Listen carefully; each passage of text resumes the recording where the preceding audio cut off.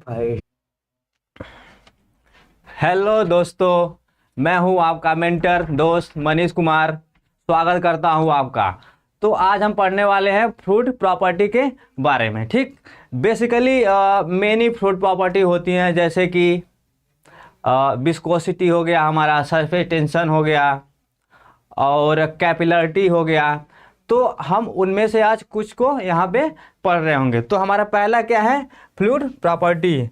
Fluid property में हम क्या पढ़ने वाले हैं? हम पहले पढ़ते हैं क्या? Surface tension. क्या? Surface tension. Surface tension. Surface tension. ठीक, सरफेस टेंशन। ठीक, क्या हम पढ़ने वाले हैं यहाँ पे? Surface tension.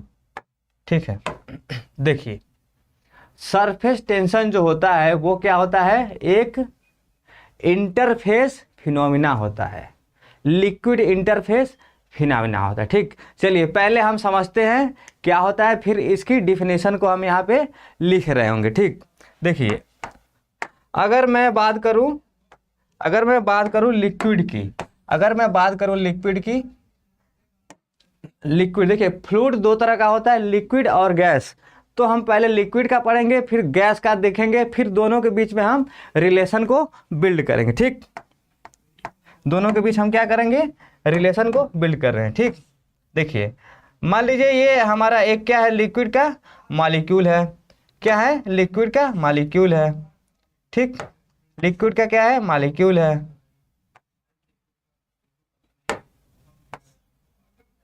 लिक्विड का क्या है? मॉलिक्यूल है।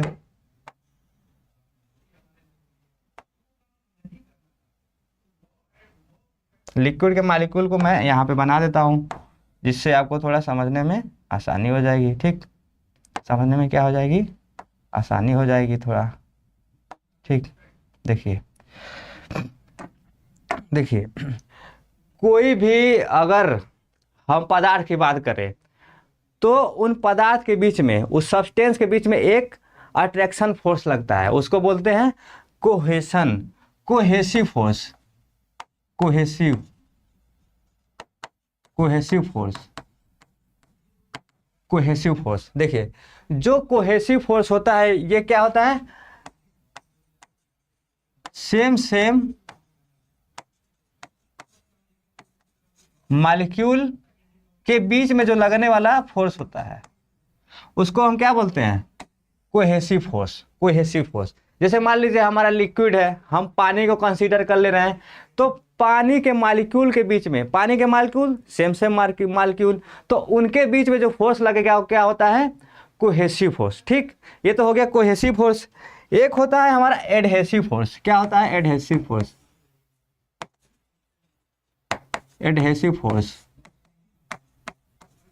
देखिए एडहेसिव फोर्स जो होता है वो डिफरेंट मॉलिक्यूल के बीच में लगने वाला अट्रैक्शन फोर्स होता है। क्या होता है? डिफरेंट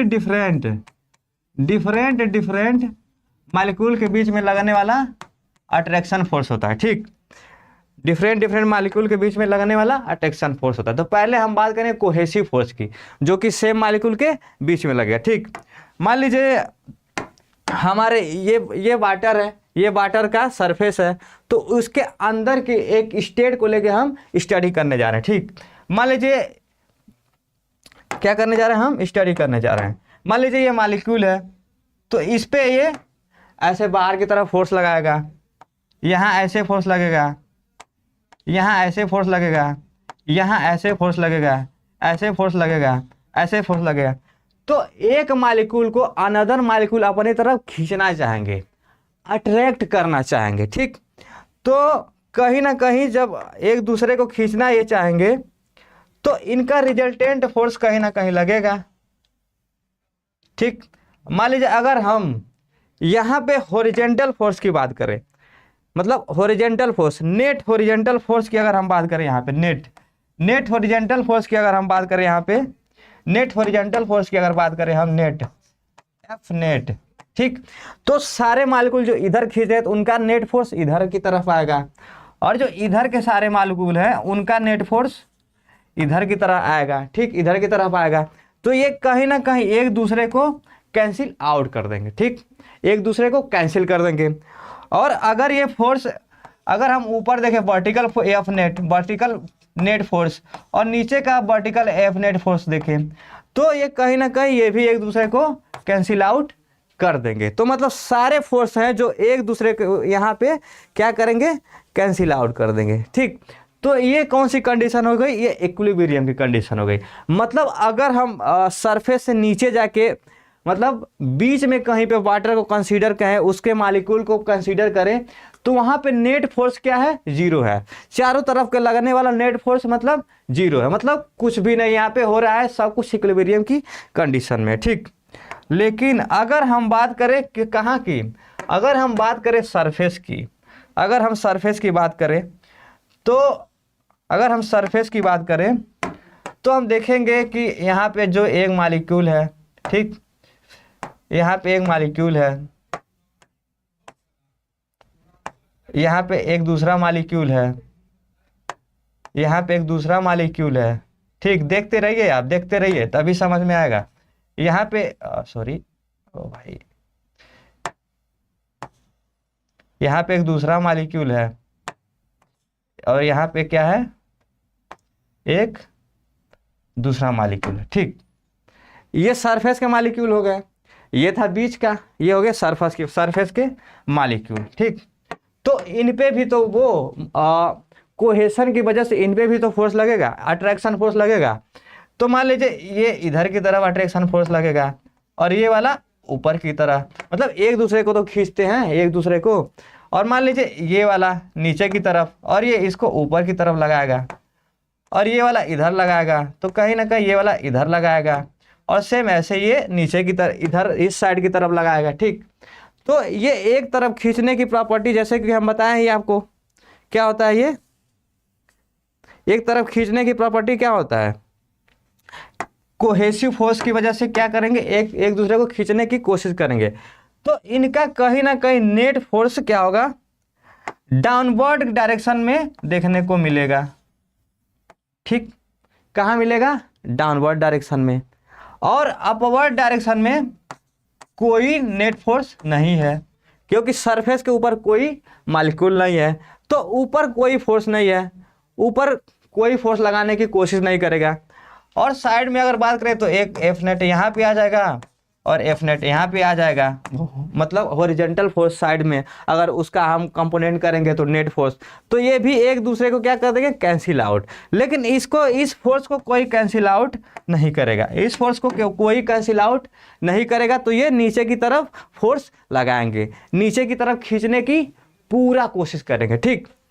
तो पूरा कोशिश करेंगे तो क्या होगा, ये मॉलिक्यूल नीचे की तरफ आना चाहेगा, लेकिन नीचे नहीं आएगा। जो सरफेस के मॉलिक्यूल है यहाँ पे, जो यहाँ पे सरफेस के मॉलिक्यूल है, जो यहाँ पे क्या है, हमारे सरफेस के मॉलिक्यूल है यहाँ पे, यहाँ पे, यहाँ पे, यहाँ पे, ये क्या करेंगे, इस पे स्ट्रॉन्ग कोहेसिव फोर्स लगाएंगे। ऊपर के मॉलिक्यूल स्ट्रॉन्ग कोहेसिव फोर्स लगाएंगे, क्यों, ताकि ये नीचे ना जा पाए। जब स्ट्रॉन्ग कोहेसिव फोर्स लगाएंगे सरफेस के मॉलिक्यूल, तो क्या होगा, सरफेस में टेंशन आ जाएगा, टेंशन आ जाएगा। तो हमें क्या देखने को मिलेगा कि ये एक थीन मेम्ब्रेन लाइक एक स्ट्रक्चर दिखेगी, थीन मेम्ब्रेन लाइक। टेंशन इतना आ जाएगा कि एक थीन मेम्ब्रेन लाइक स्ट्रक्चर देखने को मिल जाएगा। कहाँ पे, लिक्विड के सरफेस पे, जिसको हम बोलेंगे सरफेस टेंशन, ठीक, जिसको हम बोलेंगे सरफेस टेंशन। तो देखिए सरफेस टेंशन क्या है, देखिए इन द लिक्विड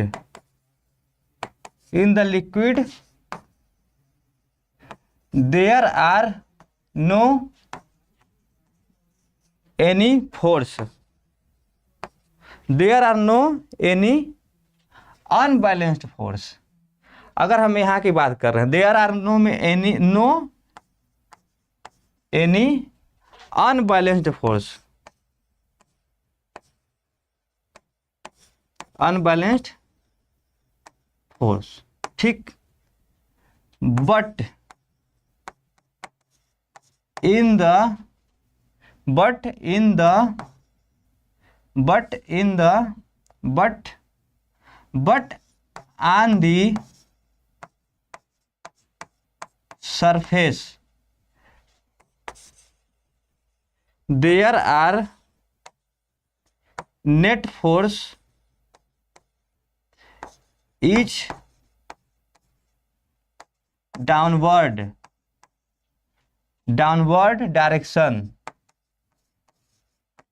डायरेक्शन। ठीक, जो नेट फोर्स क्या है हमारा, वो डाउनवर्ड डायरेक्शन में जा रहा है। ठीक, डाउनवर्ड डायरेक्शन में लग रहा है। ठीक, to overcome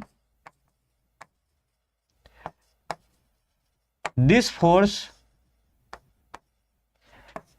this surface molecule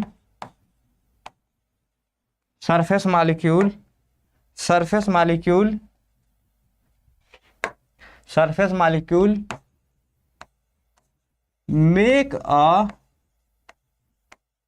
strong cohesive force। ठीक, कोहेसिव फोर्स, ठीक, स्ट्रॉन्ग कोहेसिव फोर्स बनाएंगे। ठीक, due to this cohesive force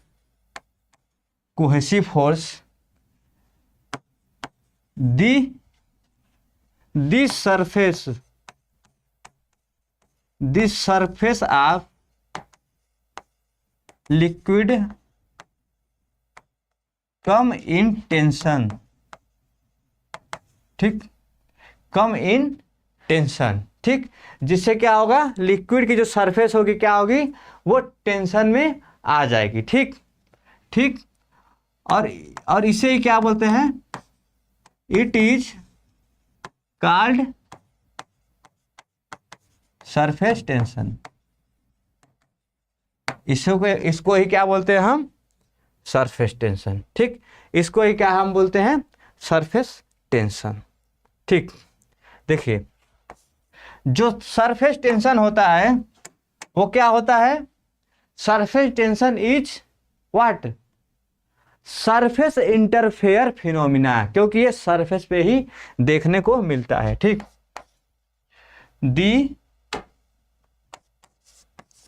the surface tension is surface interface phenomena. Surface interface phenomena, क्योंकि ये सरफेस पे देखने को मिलता है। ठीक, अब हम इसके कुछ एप्लीकेशन के बारे में पढ़ेंगे। इसके कुछ एप्लीकेशन के हम बारे में पढ़ेंगे, एप्लीकेशन के बारे में हम पढ़ेंगे। ठीक, तो देखिए सरफेस टेंशन का कुछ एप्लीकेशन हमें देखने को मिलता है, जैसे कि जो हमारा वाटर जो बबल होता है उसमें देखने को मिलता है, मतलब वाटर का जो ड्रॉपलेट होता है उसमें देखने को मिलता है, वो स्फेरिकल होता है। और वाटर जेट में देखने को मिलता है। सोप बबल आप देखे होंगे जो उड़ता रहता है इधर उधर, उसमें देखने को मिलता है। तो इसमें हम एक को कंसीडर कर लेते हैं, किसको, वाटर ड्रॉपलेट को। ठीक, वाटर ड्रॉपलेट को। ठीक, वाटर ड्रॉपलेट में हम यहाँ पे क्या करेंगे, एप्लीकेशन को पढ़ेंगे। ठीक, एप्लीकेशन को क्या करेंगे, हम पढ़ेंगे।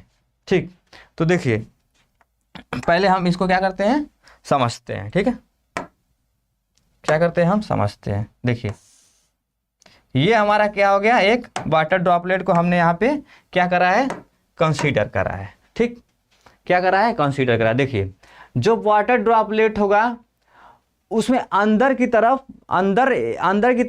से बाहर की तरफ एक फोर्स लगेगा, चारों तरफ एक फोर्स लगेगा, उसको बस्ट करने की कोशिश करेगा। ठीक, और बाहर क्या है, एटमॉस्फेरिक प्रेशर। बाहर क्या है, इसके चारों तरफ क्या है, एटमॉस्फेरिक प्रेशर। इसके चारों तरफ क्या है, एटमॉस्फेरिक प्रेशर। ये क्या करेगा, उसको बनाए रखने की, मतलब स्फीयर को बनाए, मतलब ड्रॉपलेट को बनाए रखने की कोशिश करेगा। और इसको और एक फोर्स लगेगा इसमें, सरफेस टेंशन, जो कि इसके सरफेस पे लगेगा, सरफेस पे देखने को मिलेगा। ये भी क्या करेगा, स्फेयर को मतलब वाटर ड्रॉपलेट को बनाए रखने में मदद करेगा। ठीक, तो देखिए, तो यहाँ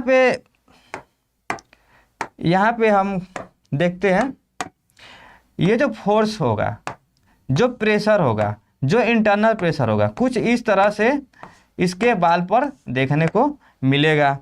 इसको हम क्या बोल सकते हैं, PI। ठीक, जो अंदर का प्रेशर है। ठीक, अब देखिए, बाहर से भी तो प्रेशर इस पे लगेगा, बाहर से भी तो प्रेशर इस पे लगेगा, बाहर से भी तो प्रेशर इस पे लगेगा। ठीक, बाहर से जो प्रेशर लगेगा वो कौन सा प्रेशर होगा, वो होगा P एटमॉस्फेरिक प्रेशर। ठीक, एटमॉस्फेरिक प्रेशर हर जगह लग रहा है, हमारे ऊपर लग रहा है, आप पढ़ रहे होंगे आपके ऊपर लग रहा है। ठीक, तो ये क्या है, एटमॉस्फेरिक प्रेशर। ठीक, अब देखिए अब हम देखते हैं यहाँ पे सरफेस टेंशन का क्या रोल है और ये कहाँ पे है। ठीक, देखिए, अगर हम ड्रॉप को कुछ ऐसे काट दें, कुछ ऐसे, यहाँ से अगर ऐसा है कुछ, तो अगर हम ड्रॉप को कुछ ऐसे काट दें, ऐसे, यही ड्रॉपलेट है, इसको हम क्या किए हैं, बीच से काट दिए हैं, बीच से क्या किए हैं, काट दिए हैं। तो यहाँ पे जो सरफेस टेंशन होगा कुछ ऐसे देखने को मिलेगा, ऐसे, ये सरफेस पे देखने को मिलेगा, ये सरफेस पे देखने को मिलेगा। ठीक, ठीक, ये कहाँ मिलेगा, सरफेस को देखने को मिलेगा। ठीक, ये सरफेस टेंशन है, तो इसको हम सिग्मा से डिनोट कर देते हैं। ठीक, सिग्मा से क्या करते हैं, डिनोट कर देते हैं। ठीक, अब देखिए, ये हो गया हमारा सरफेस टेंशन। ठीक, अब देखिए अगर हम मैथमेटिकली लिखना चाहें कि सरफेस टेंशन होता क्या है, मैथमेटिकली अगर हम देखना चाहें कि सरफेस टेंशन होता क्या है,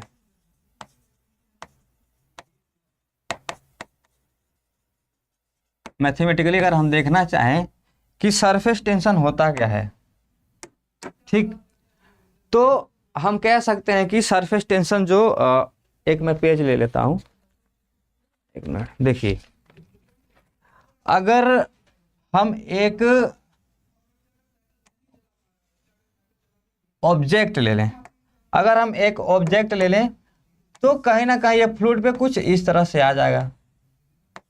ठीक, इस तरह से क्या होगा, आ जाएगा। देखिए, मान लीजिए ये हमारा फ्लूइड है, मतलब लिक्विड है। यहाँ पे फ्लूइड का मतलब हम जनरली लिक्विड की बात कर रहे हैं। ठीक, अगर मान लीजिए लिक्विड है, इसकी सरफेस है, तो हम अगर इस पे कुछ ऑब्जेक्ट रखेंगे तो कुछ इस तरह से होगा। देखिए, जैसे ही ऑब्जेक्ट जैसे ही हम इस पे ऑब्जेक्ट को रखते हैं इसको इस पे, तो कुछ ये नीचे की तरफ ऐसे क्या होता है, दब जाता है नीचे की तरफ। देखिए, नीचे की तरफ दबा है ना, नीचे की तरफ, तो नीचे की तरफ क्या होता है, दब जाता है। ठीक, एक पेन लेना था, चलिए कोई बात नहीं, नीचे की तरफ ये दब जाता है। मान लीजिए ये हमारा ऑब्जेक्ट है, इस पे हम रख दिए हैं, तो क्या होता है, ये ऑब्जेक्ट नीचे की तरफ ऐसे दब जाता है। देखिए, यहाँ दबा हुआ है ना, ये दबा हुआ है, तो जो इस पे सरफेस टेंशन होगा वो इसके परपेंडिकुलर लगेगा। इसके जो ऑब्जेक्ट है इसके क्या होगा, परपेंडिकुलर लगेगा। देखिए, परपेंडिकुलर ऐसे भी है, ऐसे भी है, ऐसे भी है, ऐसे भी है। ठीक, तो हम कौन सा परपेंडिकुलर कंसीडर करेंगे, देखिए, हम वो वाला परपेंडिकुलर मतलब फोर्स कंसीडर करेंगे जो फोर्स इसके परपेंडिकुलर हो, इस ऑब्जेक्ट के ऐसे ऐसे ऐसे, और on the liquid air interface, ये लिक्विड है, इसके ऊपर क्या है, एयर है, तो इस इंटरफेस में रहे। देखिए, परपेंडिकुलर भी रहे, इंटरफेस में रहे, तो कुछ इस तरह से ये हमें देखने को मिलेगा। कुछ इस तरह से देखिए, ये इंटरफेस में रहे और इसके क्या हो, परपेंडिकुलर हो, तो हमारा फोर्स कुछ इस तरह का देखने को यहाँ पे मिलेगा। ठीक है, कुछ इस तरह से देखने को हमें मिलेगा। ठीक,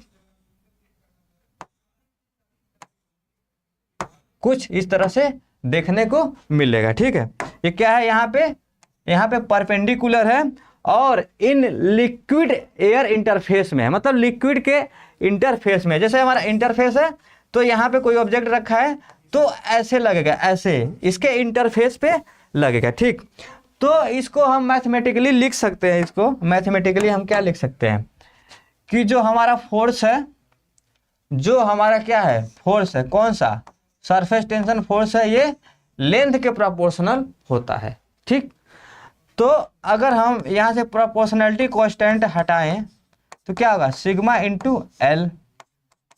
सिग्मा क्या लिख सकते हैं, F S surface tension force upon L, surface tension force upon L. तो इसको हम ऐसे लिख सकते हैं। ठीक, अब देखिए अगर हम यूनिट की बात करें, देखिए ये हमारा क्या है, ये सरफेस टेंशन का फार्मूला है। सरफेस टेंशन का क्या है, ये फार्मूला है। अगर हम यूनिट की बात करें, यूनिट की बात करें, ठीक, तो ये क्या है, फोर्स है, तो किस में रहेगा, न्यूटन में। और ये क्या है, एल, एल व्हाट, लेंथ, इसका लेंथ ही तो है, एल लेंथ। ठीक, तो इसका यूनिट क्या होता है, न्यूटन पर मीटर। ठीक, न्यूटन पर मीटर। अगर हम डायमेंशन की बात करें, इसकी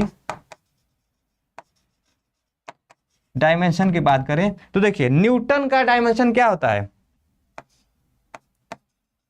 एम एल टी पे -2, और एल क्या है, लेंथ है, तो लेंथ को एल लिखेंगे तो क्या हो जाएगा इसका डायमेंशनल फार्मूला, एम एल पे 0 लिख सकते हैं, या एल को नहीं भी लिख सकते हैं, एम एल टी पे -2, ये हमारा क्या है, ये है डायमेंशनल फार्मूला। ठीक, अगर हम इसकी डिफिनीशन लिखें इसकी, तो मैथमेटिकली क्या हम लिख सकते हैं, the surface tension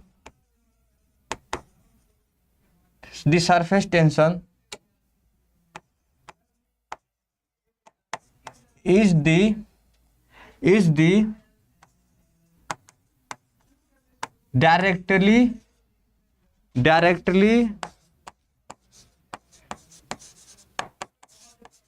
directly proportional to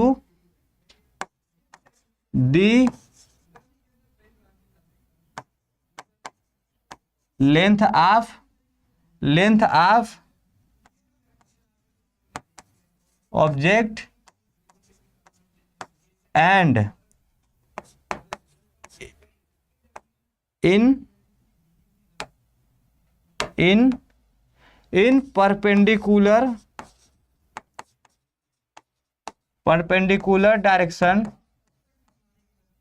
perpendicular direction and in the liquid interface।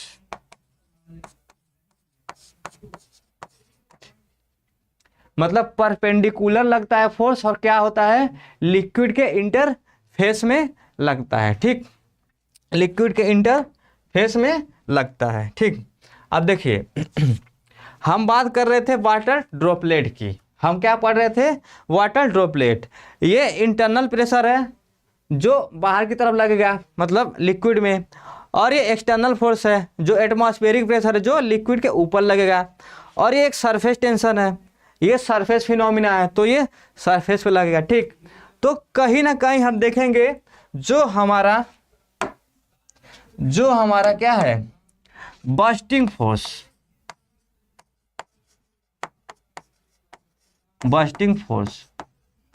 मतलब जो ड्रॉप को बस्ट करना चाहे, मतलब ड्रॉप को यहाँ से बीच से तोड़ना चाहे, इसको अलग करना चाहे। ठीक, और क्या होगा, एक रजिस्टिंग फोर्स जो मना करे, रजिस्टिंग फोर्स। ठीक, रजिस्टिंग फोर्स जो बस्टिंग होने से रोके। ठीक, तो देखिए एक होता है, क्या होता है, देखिए हम जानते हैं कि क्या होता है, pressure equal to force upon area, तो फोर्स को क्या लिख सकते हैं, प्रेशर इनटू एरिया। ठीक, और इसको क्या हम लिख सकते हैं, फोर्स को, सरफेस टेंशन फोर्स को क्या लिख सकते हैं, सिग्मा इंटू एल। देखिए इसको क्या लिख सकते हैं, फोर्स को यहाँ से, ये इसको क्या लिख सकते हैं, सिग्मा इंटू एल। ये क्या है हमारा, सरफेस टेंशन को क्या लिख सकते हैं, सिग्मा इंटू एल। तो देखिए अगर प्रेशर की बात करें हम, इंटरनल प्रेशर की, देखो जो हमारा कॉनकेव सरफेस होता है, कॉनकेव सरफेस, इसमें जो प्रेशर होता है, मान लीजिए P1 हो गया, जो कॉन्वेक्स सरफेस हो गया, इस पे जो प्रेशर P2 होता है, ठीक। तो कॉनकेव साइड का प्रेशर हमेशा कॉन्वेक्स से ज़्यादा होता है, ठीक। तो कॉनकेव साइड में जो फोर्स लगेगा, जो प्रेशर होगा, हमेशा कॉन्वेक्स साइड से ज़्यादा होता है। मतलब ये P1 क्या होगा, हमेशा P2 से ज़्यादा होगा, ठीक। तो देखिए जो पी आई है इनिशियल, मतलब सॉरी इनिशियल नॉट, जो इंटरनल प्रेशर है, जो अंदर का प्रेशर है, वो ज़्यादा होगा, क्योंकि ये जो शेप क्या है, ये जो शेप क्या है, ये क्या है, कॉनकेव है, ठीक। तो देखिए इसको प्रेशर के टर्म में क्या लिख सकते हैं, फोर्स के टर्म में क्या लिख सकते हैं, प्रेशर इनटू एरिया। तो अंदर के प्रेशर को ले लेते हैं हम, पी आई इंटू एरिया। तो देखिए एरिया क्या होगा इसका, देखिए ये मतलब ड्रॉपलेट है तो क्या होगा, स्फेरिकल होगा। तो इसका एरिया क्या लेते हैं, इसके प्रोजेक्शन का एरिया लेते हैं। मान लीजिए यहाँ पे एक सर्कल है, यहाँ हम एक गोला ले रहे हैं, तो इधर से जब टार्च मारेंगे तो यहाँ पे क्या बनेगा, सर्किल ही तो बनेगा। तो उस सर्किल का हम क्या करते हैं, एरिया लेते हैं, ठीक, प्रोजेक्शन का एरिया लेते हैं। तो इस सर्किल का एरिया क्या होगा, मान लीजिए इसका डायमीटर जो है ये d है, तो एरिया क्या होगा, π/4 d स्क्वायर, ठीक। ये हो गया इक्वल टू, देखिए ये तो था जो बाहर की तरफ इसको फोड़ने की, मतलब बस्ट करने की कोशिश कर रहा था, लेकिन इसको जोड़ कौन रहा है, कहीं ना कहीं ये एक्सटर्नल प्रेशर, बाहर का प्रेशर, और ये सरफेस टेंशन। तो देखिए ये हो गया क्या हमारा, P0 into π/4 d square plus, इस फोर्स को क्या लिख सकते हैं, इस फोर्स को सिग्मा इंटू एल। देखिए उस लेंथ को लेते हैं जहां पे क्या होता है, सरफेस टेंशन फोर्स लगता है और उसके परपेंडिकुलर होता है, ठीक। तो सरफेस टेंशन फोर्स यहाँ पे लग रहा है, यहाँ पे पूरे पूरे पूरे मतलब ये जो मतलब एरिया जैसे है, ये पूरा पेरीमीटर उस पे लग रहा है, तो इसको क्या लिख सकते हैं, पाई इंटू डी, ठीक, पाई इंटू डी। अब यहाँ से कुछ टर्म होंगे ऐसे जो कट जाएंगे, जैसे देखिए पाई से ये और ये क्या हुआ, कट गया हमारा, ठीक, ये हमारा क्या हुआ, कट गया। अब देखिए मतलब डी से डी, अब देखिए पाई से पाई, पाई, ये हमारा क्या हुआ, कट गया, ठीक। अब बचेगा क्या है, क्या यहाँ पे बचेगा, क्या यहाँ पे बचेगा, क्या यहाँ पे देखिए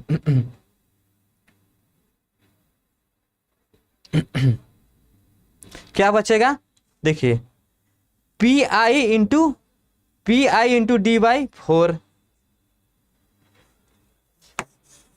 Pi इंटू d/4 माइनस यहाँ P0 इंटू d/4, तो उसको हम इधर लेके आ जाएंगे इस साइड, तो ये माइनस में हो जाएगा, P0 इंटू d/4। और इधर क्या बचा है, सिग्मा, केवल सिग्मा बचा है, ये दोनों कैंसिल आउट हो गए हैं, तो क्या बचा है, सिग्मा, ठीक। अब देखिए ये हमारा प्रेशर डिफरेंस है, ये दोनों क्या है, हमारा प्रेशर डिफरेंस है। तो इससे d/4 हम क्या करते हैं, कॉमन ले लेते हैं, तो क्या बचा, Pi माइनस P0, और इधर क्या बचा है, सिग्मा। तो इसको हम लिख सकते हैं डेल्टा पी, और ये यहाँ लिख सकते हैं सिग्मा, और ये 4 इधर आएगा और ये d नीचे आएगा, तो इसको लिख सकते हैं delta P equal to 4 sigma upon D. ये हमारा क्या हो गया, ये प्रेशर को बता रहा है, ठीक है। ये प्रेशर को बता रहा है किस कंडीशन में, लिक्विड ड्रॉपलेट की कंडीशन में, ठीक, लिक्विड ड्रॉपलेट की कंडीशन में।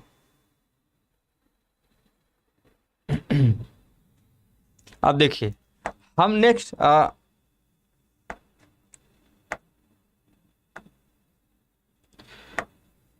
क्या पढ़ने वाले हैं, देखिए हमने सरफेस टेंशन क्या किया, पढ़ लिया, और हम कुछ छोटी छोटी प्रॉपर्टी के बारे में पढ़ेंगे। जैसे कि एक होता है कंप्रेसिबिलिटी,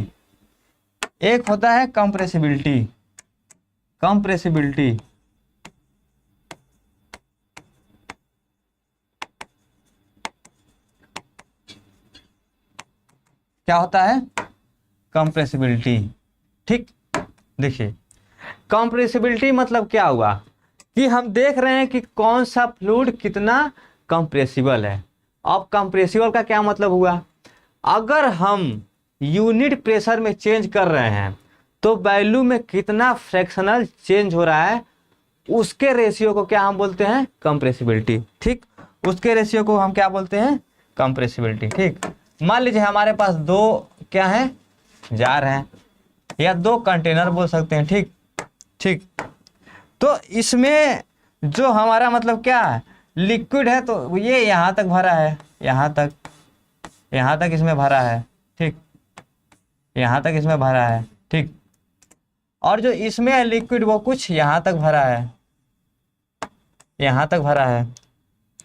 मतलब अगर ये कंटेनर 1 है और ये 2 है और यहाँ पे एक मतलब पिस्टन जैसा अरेंजमेंट है और इस पे हम फोर्स लगाएंगे तो ये कहीं ना कहीं यहाँ से यहाँ पुश हो जाएगा। ठीक, पिस्टन क्या होगा, नीचे आ जाएगा। ठीक, तो हम बोलेंगे जो वॉल्यूम है 2 का वो किससे, वॉल्यूम 1 से क्या हो गया है, कम हो गया है। मतलब वॉल्यूम घटा है प्रेशर लगाने से, मतलब क्या हुआ, ये कंप्रेस हुआ है। तो इसी को हम मतलब कंप्रेसिबिलिटी को बीटा से डिनोट करते हैं। इसको क्या लिख सकते हैं कि देखिए यूनिट प्रेशर अप्लाई करने पर, यूनिट प्रेशर अप्लाई करने पर क्या करने पर, यूनिट प्रेशर अप्लाई करने पर क्या चेंज हुआ है, वॉल्यूम में चेंज, वॉल्यूम में चेंज, वॉल्यूम में चेंज। तो इसी को हम क्या बोलेंगे, कंप्रेसिबिलिटी। ठीक, वॉल्यूम में चेंज क्या होता है, देखिए मान लीजिए ये V1 था, अब ये V2 हो गया। देखिए ये V1 था, ये क्या होगा, V2 हो गया, मतलब कंप्रेस हो गया। तो डेल्टा V को हम क्या लिख सकते हैं, V2 माइनस V1। अगर इसका फ्रैक्शन लेते हैं तो लिखेंगे V1 अपान V1। ठीक, फ्रैक्शनल चेंज। तो देखिए V2 क्या है, कम है, V1 ज़्यादा है, V2 कम है, V1 ज़्यादा है, तो कहीं ना कहीं निगेटिव वैल्यू ये आएगी, निगेटिव वैल्यू आएगी। ठीक, निगेटिव वैल्यू आएगी। ठीक, क्योंकि वैल्यूम घट रहा है तो इसलिए हम क्या कर रहे हैं, निगेटिव वैल्यू यहाँ पे ले रहे हैं। तो ये क्या हो गया, कंप्रेसिबिलिटी। ठीक, थोड़ा इसको अच्छे से मैं लिख देता हूँ यहाँ पे कंप्रेसिबिलिटी को। देखिए -1/v dv अपान dp, dv अपान dp, ये क्या है हमारा, ये कंप्रेसिबिलिटी है। ठीक, अगर हम बात करें यूनिट की, अगर हम बात करें यूनिट की यहाँ पे, तो देखिए ये वैल्यूम, ये वैल्यूम क्या हो गया, खत्म, कैंसिल आउट। ये क्या बचा, 1 अपान प्रेशर। 1 अपान प्रेशर को क्या बोल सकते हैं हम, पास्कल, या इसको हम बोल सकते हैं पास्कल इनवर्स। ठीक, या 1 अपान प्रेशर, प्रेशर को क्या बोल सकते हैं, न्यूटन पर मीटर स्क्वायर, न्यूटन पर मीटर स्क्वायर, या इसको लिख सकते हैं हम मीटर स्क्वायर पर न्यूटन। ठीक, ये हमारा क्या है, ये हमारा क्या है, यूनिट है। ठीक, ये हमारा क्या है, यूनिट है। ठीक, अब देखिए ये क्या है, कंप्रेसिबिलिटी। ठीक, अब कंप्रेसिबिलिटी का डिफिनीशन हम यहाँ पे लिख देते हैं, कंप्रेसिबिलिटी का डिफिनीशन हम यहाँ पे लिख देते हैं, डिफिनीशन। कंप्रेसिबिलिटी का क्या लिख सकते हैं, डिफिनीशन यहाँ पे लिख देते हैं। ठीक, क्या करते हैं, डिफिनीशन यहाँ पे लिख देते हैं। ठीक, देखिए the fractional change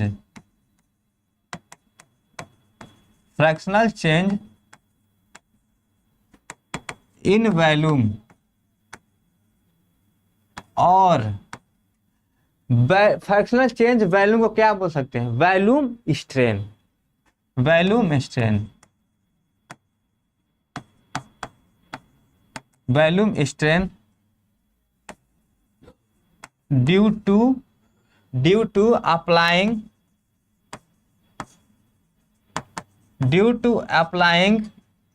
unit pressure. ठीक, इसको क्या हम बोलते हैं, कंप्रेसिबिलिटी। ठीक, देखिए अगर हम आइसोथर्मल कंप्रेसिबिलिटी की बात करें, आइसोथर्मल कंप्रेसिबिलिटी, देखिए आइसोथर्मल कंप्रेसिबिलिटी, आइसोथर्मल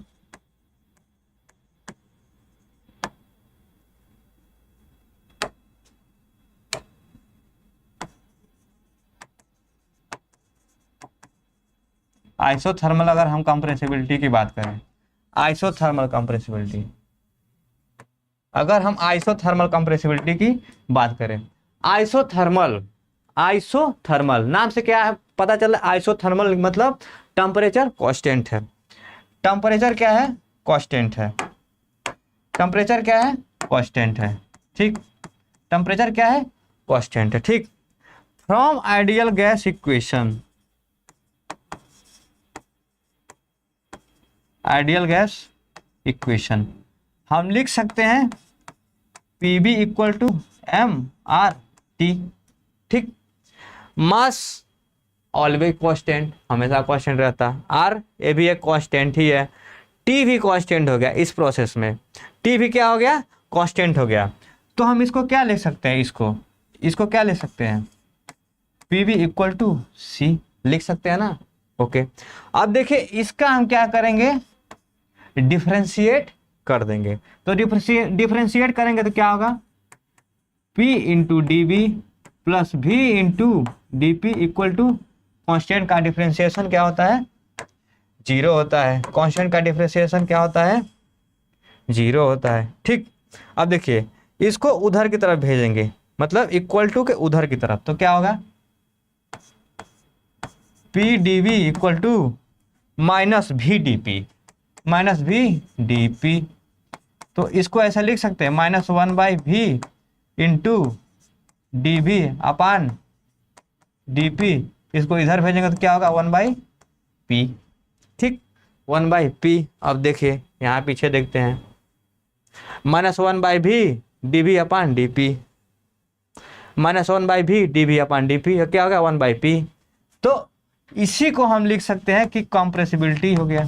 ये कंप्रेसिबिलिटी इक्वल टू 1/P। ठीक, 1/P।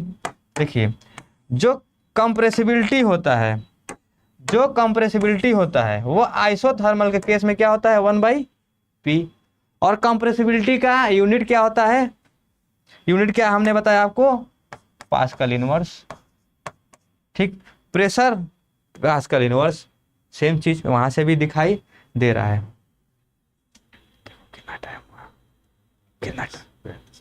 ठीक, ये हमारा हो गया कौन सा? Isothermal compressibility. ठीक, अब हम पढ़ेंगे एक और कंप्रेसिबिलिटी होती है, क्या होती है?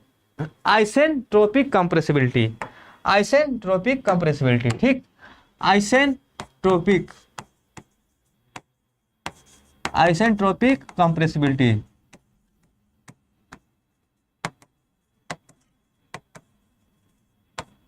Isentropic compressibility. ठीक, देखिए नाम से क्या लगता है? आइसेंट्रोपिक। तो आइसेंट्रोपिक को हम क्या लिख सकते हैं? आइसेंट्रोपिक को हम लिख सकते हैं पीवी पे गामा इक्वल टू सी। यही ना प्रोसेस होगा। अब देखिए इसको हम क्या करते हैं? डिफरेंशिएट करते हैं। तो क्या होगा? P gamma type V power gamma -1 into D V plus V power gamma into D P equal to 0। ठीक, अब देखिए अब क्या करेंगे? इसको उधर की तरफ भेजेंगे। P गामा, देखिए V को हम लिख सकते हैं गामा इंटू V पावर -1, ऐसा लिख सकते हैं ना हम? ऐसा तो लिख ही सकते हैं, क्योंकि दोनों को सॉल्व करेंगे तो यही टर्म आएगा इंटू डी वी। अब इसको उधर की तरफ हम भेज रहे हैं तो क्या होगा? -V power gamma into D P into क्या होगा? D P. अब देखिए कुछ टर्म होंगे ऐसे जो कट जाएंगे। देखिए ये टर्म, ये टर्म, ये टर्म और ये टर्म क्या हुआ? कट गया। तो बचा क्या? बचा क्या? देखिए बचा क्या?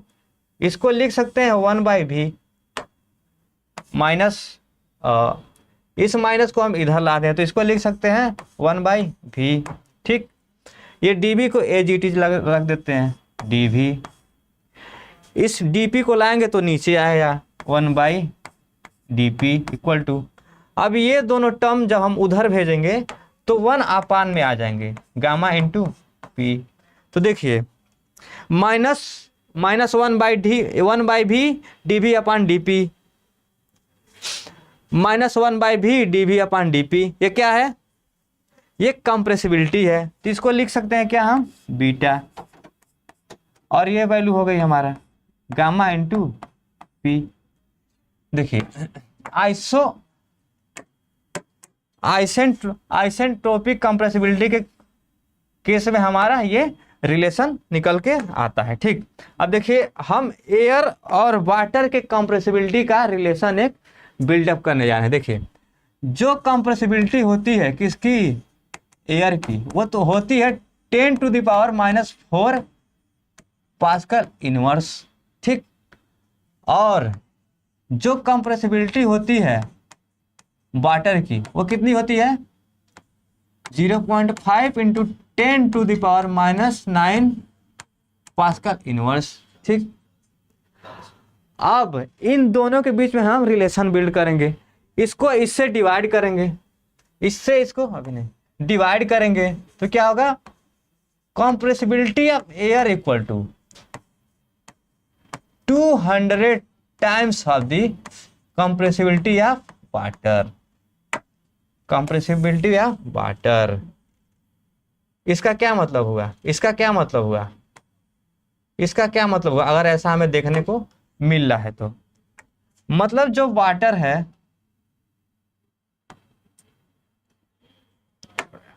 जो हमारा वाटर है वो कम कंप्रेसिबल है देन एयर। देखिए जो एयर की कंप्रेसिबिलिटी है वो इतना टाइम ज्यादा है, किससे? वाटर से। ठीक, तो यहीं पे हम आज अपनी क्लास को क्या करते हैं? एंड करते हैं, और